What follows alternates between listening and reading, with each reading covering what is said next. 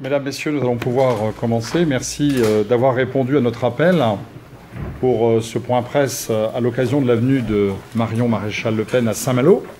Je salue également la présence de Gilles Le Breton, député européen élu sur la liste du Front National en mai dernier. Et c'est vrai que cette journée est pour nous importante. C'est un grand moment de la vie politique dans le département d'Ille-et-Vilaine. Accueillir Marion Maréchal Le Pen est pour nous un honneur, un plaisir. Et bien sûr, cette venue s'inscrit dans le cadre de l'importante campagne des élections départementales.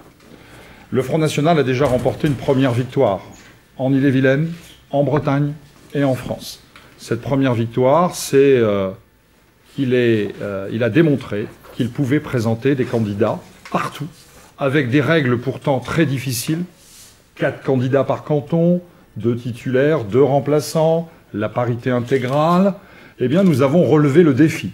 En Ille-et-Vilaine, sur les 27 cantons, le Front National sera présent dans les 27 cantons. Dans les 4 départements bretons de la région administrative, 102 cantons, le Front National sera présent partout, sans exception.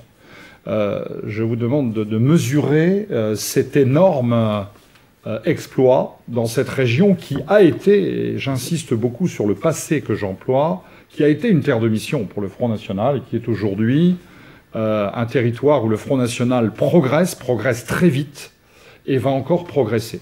Si nous ajoutons nos amis de Loire-Atlantique qui appartiennent à la Bretagne historique avec 31 cantons, aussi pourvus. D'ailleurs, j'en parle puisque notre député européen est là, dans la circonscription ouest, alors, la circonscription ouest d'élection des députés européens, dans les 13 départements, le Front National est également présent partout.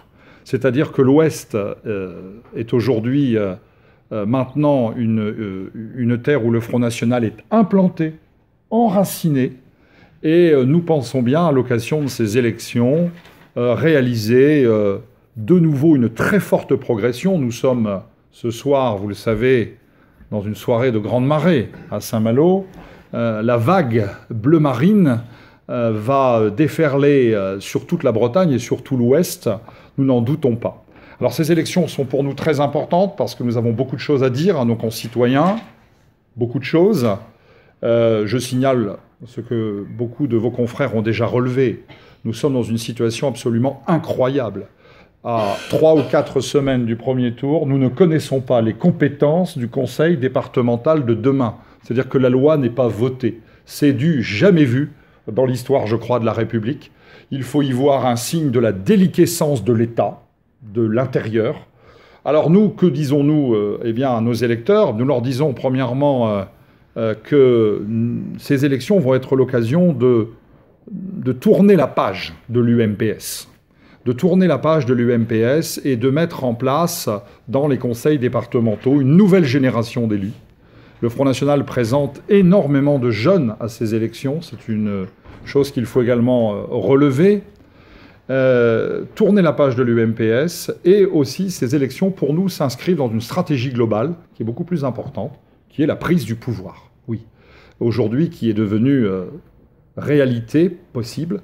Les élections départementales vont nous permettre une nouvelle progression, vont nous permettre de nous enraciner encore plus profondément dans ces territoires de l'Ouest, mais aussi dans toute la France. Ils seront suivis immédiatement par la campagne des élections régionales, où là, en Bretagne, nous avons aussi de grandes ambitions. Tout le monde sait que le Front National va faire une rentrée très importante au Conseil régional de Bretagne. On parle avec une fourchette basse entre 12 et 15 élus, ce qui va être un véritable séisme politique dans notre région. La campagne va rapidement se mettre en place également, et nous allons créer une nouvelle fois la surprise. Nous sentons qu'un fort vent souffle dans nos voiles. Les électeurs nous reçoivent comme jamais. C'est-à-dire que nous avons un accueil que nous n'avons jamais eu. On a l'impression que nous sommes attendus, que nous sommes le dernier espoir de ces Français oubliés. C'est vrai que nous sommes dans une région où les oubliés, ceux que la classe politique a oubliés, abandonnés, moi je vais même plus loin qu'oubliés, je dis parfois abandonnés, vont pouvoir dire haut et fort dans les urnes qu'il existe un grand mouvement qui portent leurs aspirations, qui s'appelle le Front National et Marine Le Pen. Voilà, je voulais vous dire également un mot de ce qui se passera peut-être tout à l'heure dans la rue, devant ce palais du Grand Large. J'ai vu que le Parti socialiste, parti qui est au gouvernement, appelle à une manifestation contre la venue de Marion Maréchal Le Pen. C'est incroyable. J'ai eu l'occasion déjà de le dire, vous l'avez vu, les patriotes, les républicains seront dans la salle et les anti-républicains, finalement, seront dans la rue. Parce que manifester contre une réunion légale, d'un parti légal, une réunion électorale, d'un parti qui respecte toutes les règles de ce pays, qui présente des candidats partout, eh bien, c'est faire preuve d'un fort sentiment anti-républicain. Je crois que le Parti socialiste, je ne parle pas des groupuscules qui l'accompagnent, ça ne dérange pas les militants du Parti socialiste locaux de brailler dans la rue avec les antifas, l'extrême gauche. Ça démontre que ce Parti socialiste est aux abois. Il n'a plus rien à dire aux Français. Il n'a plus rien à proposer aux Français. Il n'a plus qu'un seul discours, on l'entend même dans la bouche de son Premier ministre, c'est combattre le Front National. C'est-à-dire combattre le Front National, c'est-à-dire combattre des millions de Français. Parce que quand on dit combattre le Front National, de quoi s'agit-il ? Il s'agit de combattre des millions d'électeurs qui votent et qui vont voter pour le Front National. C'est pourquoi je n'hésite pas à dire qu'il s'agit d'une attitude profondément anti-républicaine, antidémocratique. Le Parti socialiste se déconsidère dans cette histoire.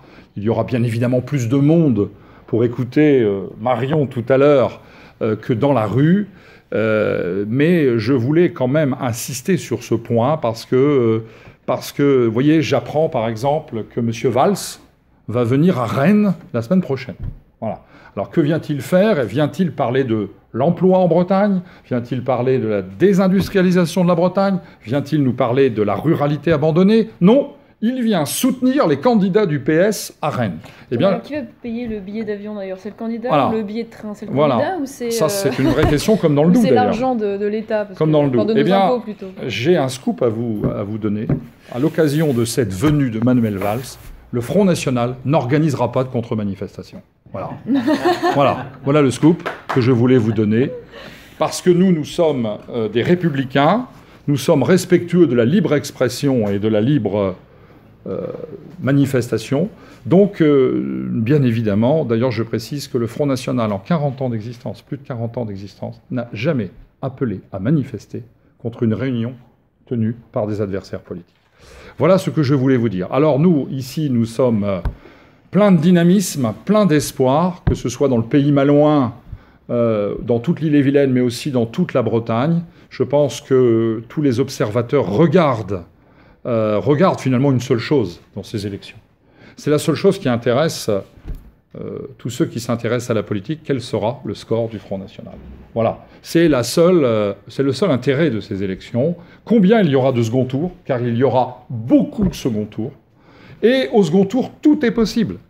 Je pense qu'il est en train de se passer dans notre pays une vague très importante, qu'on sent très bien ici en Ille-et-Vilaine, une vague de fond, un rejet de la classe politique traditionnelle et un intérêt croissant pour le Front National, ses propositions et ses candidats. Nos candidats sont bien évidemment en campagne.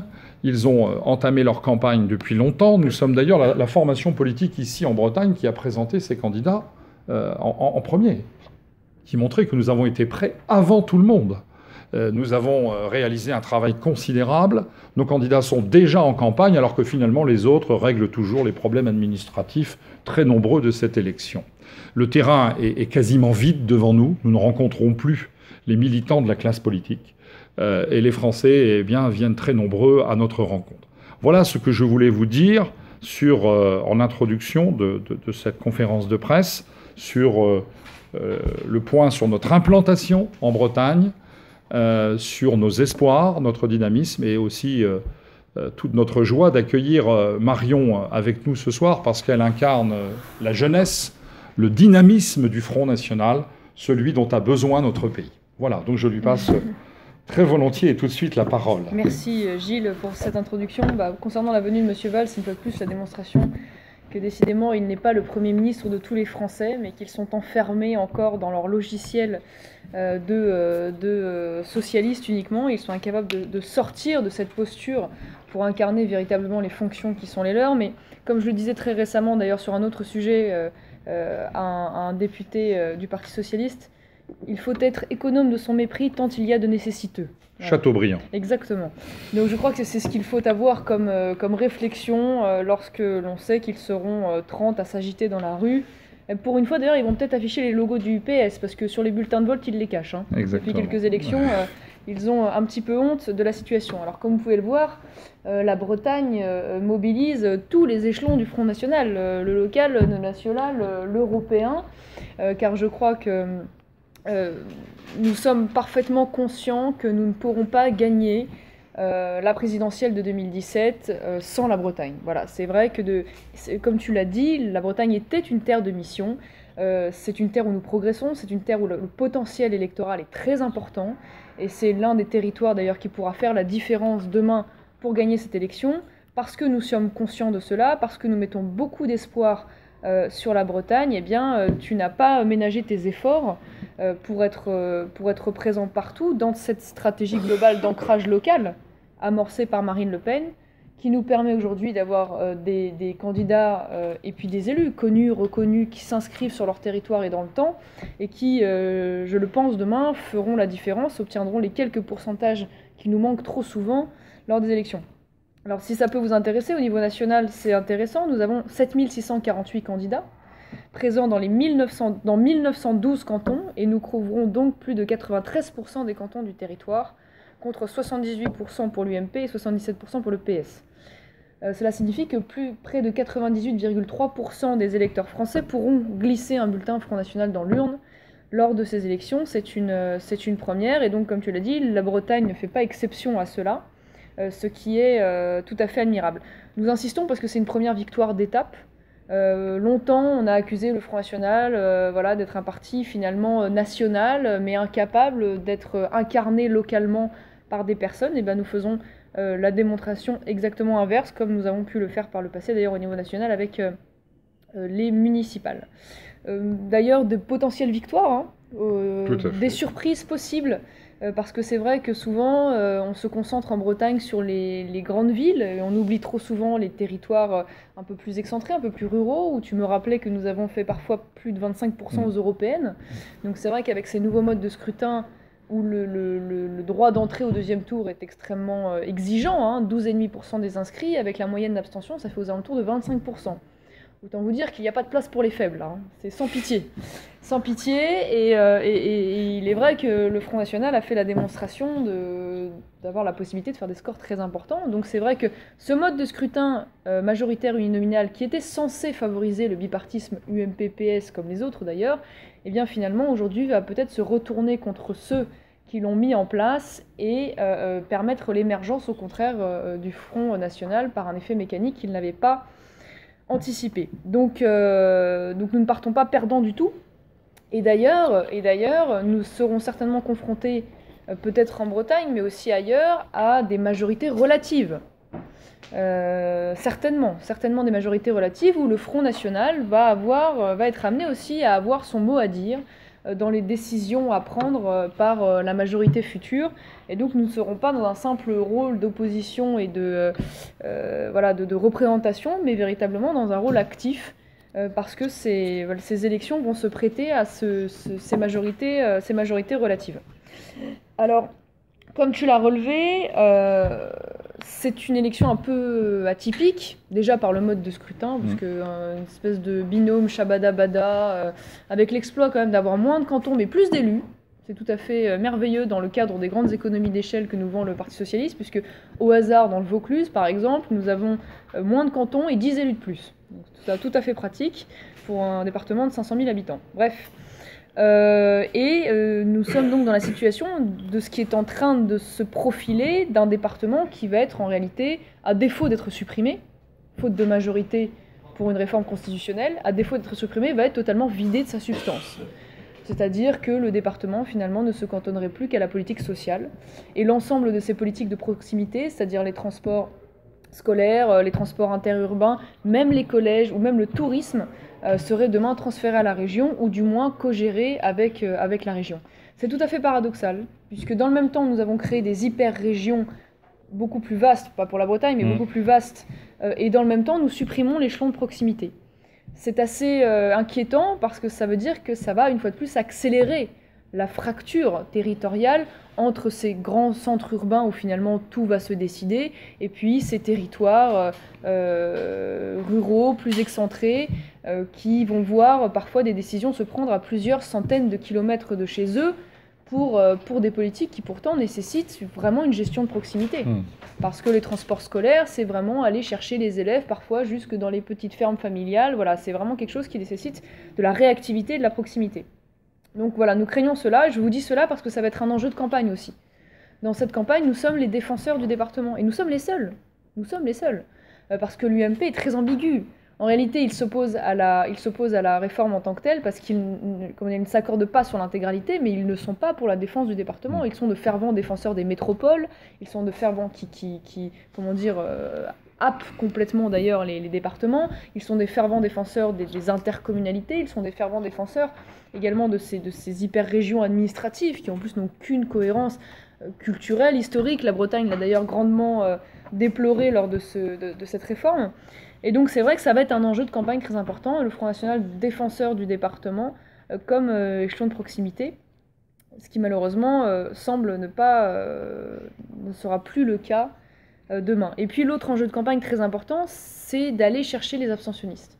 Parce que contrairement à ce qui est souvent dit et répété, l'abstention ne bénéficie pas au Front National. C'est l'inverse qui est démontré à chaque élection, c'est-à-dire que plus la participation est forte, plus le Front National est fort. C'est-à-dire que nous avons une réserve de voix très importante chez les abstentionnistes. Nous sommes le seul parti à réussir à faire bouger ces abstentionnistes, c'est-à-dire ces résignés de la vie politique française, qui, je le pense et je le crois, et tu l'as relevé, voient en nous une espérance. C'est d'ailleurs pour ça que notre slogan de campagne, c'est l'espérance bleu marine. Une espérance.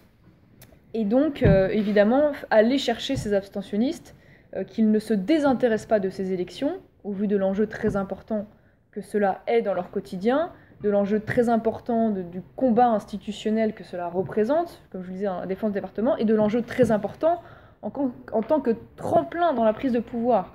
Parce que si nous ne ménageons pas nos efforts sur le local, nous pensons également dans une stratégie globale. La stratégie globale, c'est bien sûr de monter des marches vers l'Élysée, si je puis dire, et pour cela, il faut que nous soyons très actifs et très présents au niveau local. Et comme je vous le disais, la Bretagne se fera certainement partie de... Parce que moi, je fais partie d'une région où il n'y a quasiment plus de marge de manœuvre. Bon, nous, on rame, alors que vous, tout est à faire. C'est extrêmement merveilleux. Et donc, c'est vous qui ferez la différence. Voilà, c'est vous qui ferez la différence demain en Bretagne. Et puis, je viens aujourd'hui pour aider à cela, mettre ma petite pierre à l'édifice, d'autant plus que j'ai toujours le cœur en Bretagne. Oui. Mes aïeux y reposant plus au sud, dans une région... que je préfère, tu me le pardonneras, d'un département que je préfère, mais voilà, mon cœur est aussi en Bretagne, et donc j'ai un plaisir tout particulier à venir aujourd'hui aider comme je le peux à cette campagne. Bien, si vous avez des questions bien sûr plus précises, avec grand plaisir. Je ne sais pas si Gilles comptait ajouter quelque chose ou pas. Non, c'est gentil Marion, mais je suis toujours admiratif quand je t'écoute. Moi, je me souviens que quand j'ai appris ton élection, j'étais très heureux, j'étais avec tous des militants. On a fêté ça au champagne. Et on se disait, j'ai été l'occasion de boire un coup. Écoute, je suis ravie de t'avoir permis. Voilà, c'est déjà ça. Mais on se disait que c'était un très beau symbole, la plus jeune députée de France qui était au Front National et qui symbolisait justement l'irruption en politique de toute une jeunesse qui nous rejoint. Et David Rachlin, Benjamin du Sénat aujourd'hui. Maintenant David Rachlin, et ça se confirme, hein, les jeunes viennent à nous de plus en plus, et c'est vraiment très porteur d'espérance pour l'avenir. Donc je suis très heureux de te voir ici. Je crois qu'en effet, comme tu l'as dit, tu vas nous aider grandement. Hein, ton image va nous permettre... J'ai raison de te donner la parole. Voilà, va nous permettre de capitaliser la confiance qu'on emmagasine ici, et c'est une très bonne chose que tu sois là. Et moi j'adore ce département, même si j'ai des liens plus grands avec le Finistère. C'est un très très beau département. Très beau département, c'est vrai. Très beau département. C'est vrai. Voilà. Vous avez un seul conseiller général pour l'instant. Vos objectifs, c'est... faire mieux. Non, on n'a pas des objectifs chiffrés, non. Mais en toute honnêteté, on peut quand même obtenir plusieurs dizaines de conseillers généraux départementaux maintenant facilement. On peut même faire tomber 1 ou 2 départements.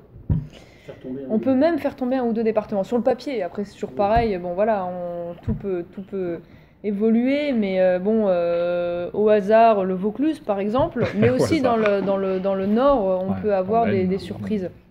Donc voilà, et puis surtout, comme je vous le disais, ce qui est très intéressant, ça va être les majorités relatives, où le Front National va être l'élément décisif en fait pour pouvoir prendre les décisions. Et là, je peux vous dire que et l'UMP et le PS vont, à mon avis, nous on n'aura pas de complexe, hein, on vote pour l'intérêt général, que ça vienne de la droite ou de la gauche, il n'y a pas de souci, mais eux, à mon avis, vont être terriblement gênés de devoir négocier avec nous pour pouvoir gérer leur département. Et c'est là où ça va commencer à être drôle. On s'ennuie un peu en politique française de temps en temps, mais là ça va être drôle. Votre voisin parle d'une centaine, c'est un objectif raisonnable, Oui, c'est raisonnable, mais bon, après... Seuil, parler de seuil, c'est ça. Un minimum. Ah bah oui, toi tu es très confiant, tant mieux.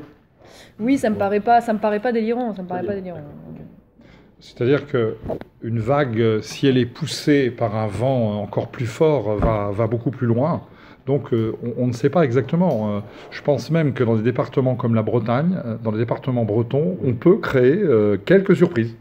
On peut créer quelques surprises. Pas forcément il y a un tel désaveu, on le ressent très bien sur le terrain, un tel désaveu de la classe politique, avec aussi quelque chose qu'il faut prendre en compte dans ces élections, c'est que le gouvernement, en redécoupant les cantons, en les agrandissant, a tué l'effet notable sortant. Oui. C'était l'élection où le notable sortant était souvent le plus privilégié, parce qu'il était connu, le conseiller général, dans les zones rurales, c'était quelqu'un. Là, le sortant conseiller général, il se retrouve souvent sortant sur 1/3 du territoire du nouveau canton. Et il a dû souvent d'ailleurs batailler pour ne pas que les autres sortants se présentent avec lui. Donc les règles du jeu étant si profondément changées, elles vont finalement dans notre sens. Elles vont dans notre sens parce que la classe politique, on le voit déjà sur le terrain, hein, elle ne parle pas de politique. Elle ne parle plus de politique. Elle parle d'inauguration de salle des fêtes. J'en ai fait 82 dans mon mandat. Voilà, il n'y a plus que ça qui les intéresse. Et nous sommes les seuls, nous, à encore parler politique aux gens. Voilà. Ils ont un bilan, quoi. Ils ont un bilan. Oui, mais leur bilan, si je prends... Ils ont un bilan à présenter, en tout cas. Oui, mais ils le cachent souvent, leur bilan. Parce que les conseillers généraux sortants jouent la carte du notable, hein, avec les maires, etc. Mais le problème, c'est que leur bilan, il est pas si bon que ça. Je vois par exemple en Ille-et-Vilaine, nous avons énormément de cantons, d'actuels cantons, qui correspondent à une ruralité que le professeur Gully appelle la France périphérique. Ils ont abandonné ces territoires. Alors, j'entendais le président de la République ce matin au Salon de l'Agriculture qui disait « Mais non, nous n'avons pas abandonné l'agriculture et la ruralité, il ne faut surtout pas qu'elles se mettent à voter Front National. » Voilà, c'est parce que les gens commencent à voter Front National dans tous ces cantons que d'un seul coup, ils découvrent qu'il existe des territoires, comme je connais certains cantons en Ille-et-Vilaine, où les gens, effectivement, ont vu les services publics fermés, ont vu la voirie départementale de moins en moins bien entretenue, ont vu leur commerce disparaître, leurs écoles fermées, et ces gens-là, eh bien, ils comprennent que c'est le bilan de la classe politique sortant. Et moi, je rappelle que le conseil général, le futur conseil départemental, a un rôle d'aménagement du territoire considérable à faire. Et qu'est-ce qu'on a vu en Ille-et-Vilaine ? Eh bien, en Ille-et-Vilaine, la situation est catastrophique, parce qu'on a créé, et la loi est votée, une super métropole, qui s'appelle la métropole de Rennes, qui va capter tout l'argent, qui va attirer comme un aimant. Qui va d'ailleurs même plus loin que ça, puisque je te signale que le département va être manifestement, en l'état actuel du débat, être obligé de transférer au minimum 3 compétences à cette métropole. Oui. Et s'il n'y a pas d'accord sur ces 3 compétences, automatiquement 7. C'est-à-dire que si le département ne veut pas mourir de lui-même, on va l'euthanasier. On va l'euthanasier. et nous, en Ille-et-Vilaine, on voit ça avec une très grande crainte, parce que quand on ne sera pas dans le périmètre de cette hyper-métropole, eh bien, qu'est-ce qu'on va devenir ? Qu'est-ce qu'on va devenir ? Je pense à des cantons comme Entrain, je pense à des cantons comme la Guerche de Bretagne, je pense à tous ces cantons où vivent de nombreux Français qui risquent d'être complètement oubliés. Alors que le département était justement une structure qui pouvait équilibrer l'aménagement du territoire. Et ça, les gens le comprennent bien. Vous comptez beaucoup sur le monde paysan pour le vote du Front National? Là, je t'en prie, vas-y, si tu peux parler de Bretagne. Oui, non, bah, d'accord, très bien, pas de problème. Oui, mais ça fait un moment déjà, puisque c'est vrai qu'en 2012, Marine Le Pen avait pris un soin tout particulier à s'adresser à la ruralité. On avait eu des outils d'ailleurs de communication à destination précisément de la ruralité, pas seulement des agriculteurs, hein, parce que la ruralité, ça englobe beaucoup plus que cela, puisqu'on avait un site internet aussi dédié. Donc ça fait un moment déjà que Marine Le Pen s'adresse particulièrement à ce qu'elle appelle la France des oubliés, en fait, qui représente, faut pas l'oublier, justement, la majorité du territoire français. Alors moins en nombre d'habitants, mais en termes de superficie, c'est quand même extrêmement important. C'est vrai qu'en France, on a tendance à se concentrer beaucoup sur certaines parties du territoire. Je pense notamment aux banlieues françaises. Je pense que les campagnes aimeraient bien avoir le 10e de l'attention politique que suscitent aujourd'hui les banlieues françaises, qui, elles, pour le coup, au dernier budget, ont eu 450 000 € votés à travers la politique de la ville, dans les infrastructures, dans les subventions aux associations d'aide au soutien scolaire, bref, tout un accompagnement aujourd'hui dont semble totalement exclu la ruralité française. Et c'est vrai que le département, pour cela, comme tu l'as très bien rappelé, c'était un moyen d'équilibre qui aujourd'hui va être mise à mal, et on est très inquiet de cela. Voilà. C'est une inquiétude sincère, hein, c'est pas uniquement la stratégie politique, c'est une inquiétude sincère, parce qu'on se veut aussi les porte-paroles de cette population, et je pense que ces Français, rattrapés par la réalité, finissent en effet par ouvrir les yeux, voilà, en dépit des tentatives en effet de diabolisation qui subsiste difficilement, parce qu'on voit que ça ne fonctionne plus, y compris d'ailleurs le Front républicain. En dépit de cela, ils sont attentifs à nos propositions. Quelles sont ces propositions concrètement, par exemple, sur un département comme l'Ille-et-Vilaine, Alors, oui, encore faut-il qu'on ait rapidement connaissance des compétences des départements de demain. Mais nous, si nous étions au gouvernement, effectivement, nous donnerions, par exemple, au département, un fort pouvoir d'aménagement du territoire. Et oui, enfin, il l'avait, mais je disais que le bilan des sortants était mauvais, particulièrement en Ille-et-Vilaine. C'est une compétence facultative, en fait. Ah, oui, nous voulons que... Alors, nous pensons d'abord que l'aménagement du territoire, c'est de la compétence de l'État. Voilà. Parce que l'État, lui, était, comme dans les années 60, le grand aménageur. Mais l'État s'appuie sur le département, justement. Donc c'est pour ça que le département, c'est aussi la structure où s'exerce l'autorité du préfet. Voilà. Et donc, nous pensons qu'il faut faire... moi, j'avais employé l'expression, alors elle est imagée, elle est historique, et Marion rappelait à l'instant un élément important, un plan Marshall pour ces territoires abandonnés. On a, depuis des années, investi... depuis les années 80, des milliards d'euros dans ce qu'on appelle les banlieues. Voilà. Et on n'a rien fait pour les territoires périphériques. Donc nous mettrions en place, avec bien sûr le gouvernement que nous aurions et le relais des départements, des conseils départementaux, un véritable un plan avec d'énormes crédits. Alors vous allez me dire, oui, où est-ce qu'on va trouver l'argent? On va le trouver, l'argent. Pour faire quoi concrètement? Eh bien, maintenir d'abord les services publics. Ça, c'est une des compétences qui nous paraît essentielle. Et un service public, c'est vrai, parfois peut être un petit peu déficitaire. Moi, quand je vois dans le pays de Fougères, on ferme des postes actuellement, dans des quartiers de Fougères, où des personnes âgées qui n'ont pas de voiture ne vont plus avoir de poste, nous ne fermerons pas ces postes, nous les rétablirons. Donc le maintien des services publics dans les bourgs, dans les villes moyennes. Et ça, c'est quelque chose qu'on peut faire, bien évidemment, rapidement.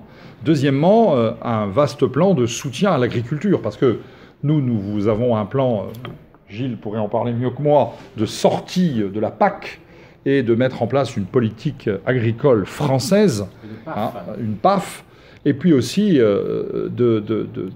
d'aider les petits commerçants, d'aider les petites entreprises, de faire ce qui parfois s'est fait très bien. Je prends un exemple comme la Vendée, où on a créé toutes ces pépinières de PME. C'est le département qui l'a fait. Et ça marche très très bien. Et on peut l'étendre ailleurs, parce que nous sommes pragmatiques, on regarde ce qui a marché, et on pourra prendre des exemples. Donc, plan Marshall, oui. Vous savez quand même que les aides sociales amputent Terrible. 42% du budget en Ille-et-Vilaine. Oui, je sais bien. Mais dans ces aides sociales, il y a des choses très importantes. L'aide aux personnes âgées, nous y sommes extrêmement favorables. La petite enfance, les handicapés. Par contre, il y aura un petit peu de ménage à faire sur certains postes de l'aide sociale. Je pense par exemple à l'argent très, très important que nous coûte l'aide aux mineurs étrangers isolés, par exemple, qui est une des compétences du département, enfin, qui est devenue une des compétences du département. On a même vu notre président de conseil général, M. Touraine, disant « j'en peux plus, je peux plus, il y en a trop, j'y arrive plus ». Bon, ben nous, dans notre politique de lutte contre l'immigration et contre l'aide aux clandestins, parce qu'il s'agit en l'occurrence de clandestins, on va faire d'importantes économies. Mais nous ne sommes pas pour supprimer le budget social du conseil départemental. Ah non, au contraire, nous, la priorité, c'est... En c'est... revanche, il y a un axe fraude aussi très important, parce que quand on regarde les bilans de la Chambre régionale des comptes, souvent on voit des contrôles trop peu nombreux, insuffisants, mais surtout mal faits. C'est-à-dire que dans certains départements, on va par exemple jusqu'à 20% des aides indues. Donc c'est vrai qu'il y a une marge de manœuvre, à mon avis, qui est un peu sous-exploitée par le département de ce point de vue-là. Et c'est vrai que quand on voit qu'il y a le nombre de fonctionnaires, il y a une partie, à mon avis, souvent des fonctionnaires qui devraient être transférés sur justement ces postes contrôle effectifs. Parce que c'est vrai que trop souvent en France, voilà, il y a un laxisme de ce point de vue-là, il y a un laisser-aller qui est très préjudiciable pour le contribuable. Mais de toute façon, que les choses soient claires sur les aides, sur une grande partie des aides, pas toutes, sur une grande partie des aides, les critères sont fixés par la loi. Oui. Donc de toute façon, nous après, le département se contente simplement. Alors, il a par contre une vraie compétence en matière de projets de création et d'entretien d'EHPAD, notamment. Donc ça, c'est vraiment quelque chose d'intéressant. Sur le soutien de l'aide à domicile pour les personnes âgées, un certain nombre d'axes qui peuvent être aussi rendus prioritaires, où là, il a des marges de manœuvre. Mais sur les aides en tant que telles, c'est-à-dire l'APA, des choses comme ça, bon là, c'est des critères légaux. De toute façon, bon, les personnes répondent aux critères, voilà, ça s'arrête là. C'est quoi le slogan de campagne? Ça va être quoi? Il va être le même pour tout le monde? Alors, nous, on a un peu fait les mauvais élèves, nous, dans le Vaucluse. mais sinon, le slogan, c'est l'espérance bleu marine. L'espérance bleu marine. Voilà. Ce sera notre slogan de campagne en Ille-et-Vilaine, dans toute la Bretagne. L'espérance bleu marine. On verra les photos des candidats ou Ah, ce mais... sera des- Alors, premièrement, les candidats sont présents ce soir à ce buffet et dans quelques jours, vous aurez l'occasion. D'ailleurs, certains quotidiens régionaux ont déjà publié de très Mais nombreuses sur les photos. affiches, Ah oui, nos candidats seront sur toutes les affiches. C'est-à-dire que tous nos candidats seront en affiche et dans d'autres documents. Oui, oui. Je vois ce que vous voulez, ce que sous-entend un petit peu votre question, mais... Je pose des questions qu'on se pose. Hein. oui, vous vous posez, oui, parce qu'elles ont pu se poser autrefois, peut-être. Ah, Voilà, c'est ça. voilà. Mais ce temps-là est révolu D'accord. depuis longtemps. Oui, ça je vous le garantis. Ça va faire lourd comme campagne quand même, non? Oui, mais je crois que vous devez comprendre aussi que le Front National est devenu un grand mouvement politique. Nous avons ces derniers mois, ces dernières années, énormément recruté de cadres, de militants, venant d'ailleurs de formations politiques, déjà des fois des gens très expérimentés, ayant un passé politique important. Et nous avons maintenant, même en Ille-et-Vilaine, construit un mouvement avec un encadrement très important, avec un savoir-faire très important, qui impressionne, je le sais, déjà la classe politique devant nous. Parce que quand j'avais annoncé au lendemain des européennes que le Front National aurait des candidats dans tous les cantons d'Ille-et-Vilaine, j'entends encore les rires et les moqueries. Ça s'appelle « M. Penel fait du buzz ». Voilà. Néanmoins, quand M. Penel, enfin pas M. Penel, le Front National a sorti ses 27 binômes de titulaires quasiment 3 semaines avant tout le monde, on s'est aperçu qu'il avait dû se passer quelque chose. Eh bien, c'est le résultat d'un travail important, d'un recrutement important, d'un encadrement important. Nous avons aussi des séances de formation très poussées de nos candidats. Nous avons aussi un savoir-faire qui est reconnu maintenant par tous. Ça, c'est le privilège de l'âge. Maintenant, 40 ans d'existence, on finit par être un peu... Voilà. Prendre la petite France, c'est un vœu ou c'est une réalité Ah, derrière vous, là? Ah non, c'est une réalité. Dans les urnes. Depuis les élections européennes, c'est clair. D'accord. Oui. Et je crois que rappelez-vous, cette affiche, elle est apparue le soir des élections européennes, derrière Marine, à la conférence de presse Absolument. Oui. du soir au siège du Front National. Et rapidement, surtout aujourd'hui, on exagère un peu. Non, parce que regardez, depuis ces élections européennes, tous les sondages, qu'ils soient présidentiels ou qu'ils soient départementaux, nous donne toujours en tête. Je rappelle le dernier sondage qui est tombé cette semaine. Aux élections départementales, le Front National recueillerait près de 29% au niveau national, ce qui est un score absolument considérable, loin devant les autres formations politiques. Et on l'a vu dans le Doubs. On l'a vu dans le Doubs, où je rappelle quand même que ça n'était pas l'un de nos territoires les plus, où nous étions les plus puissants. Loin de là. Très loin de là, puisque Sophie Montel avait réalisé 23% aux législatives de 2012. Marine avait dû faire 20-21% aux présidentielles. On est loin des scores du sud de la France et frôler quasiment les 50% la dernière fois montre l'énorme progression du Front National. Je crois que plus personne n'en doute. Mais forcément, ça dérange. Pas nous. Vous nous avez dit que pour le troisième tour, puisqu'on peut l'appeler comme ça, s'il n'y avait que des majorités relatives, vous pourriez participer ou en tous les cas soutenir. Sur quelle base de négociation ? Alors, il y a, pour ce qui est de l'élection des présidents, dans un premier temps, Marine Le Pen a mis, alors j'ai plus le détail exact, mais vous pouvez le trouver sur le site internet, a fait paraître un communiqué dans lequel elle explique quels seront les critères auxquels, sur lesquels devra s'engager le futur président du Conseil général pour que nous puissions participer à son élection. De la même manière que lors des municipales, nous avons soutenu certains maires sortants sur la base de critères précis sur lesquels ils s'engageaient. Donc ça dans un premier temps. Dans un deuxième temps, nous ne serons pas une minorité de blocage bête et méchante. Je veux dire, ça n'a absolument aucun intérêt. Donc il n'y aura pas de complexe à voter des textes qui viennent de la droite ou de la gauche, si tant est que nous considérions qu'ils participent de l'intérêt général. Voilà, donc avec l'esprit qui nous anime, comme je vous disais tout à l'heure, de gestion en bon père de famille, mais on me pardonne cette expression patriarcale parce que je suis une femme, donc ça va. Mais bon, on sera très pragmatique, hein, en fait, hein, on sera très pragmatique. Oui. Est-ce que vous pourriez intégrer des majorités de gestion dans un département ? C'est pas prévu en tant que tel, c'est pas prévu à l'heure actuelle. C'est pas prévu à l'heure actuelle. Parce que ça voudrait dire, oui, fusionner des groupes, soit avec l'UMP, soit avec le PS.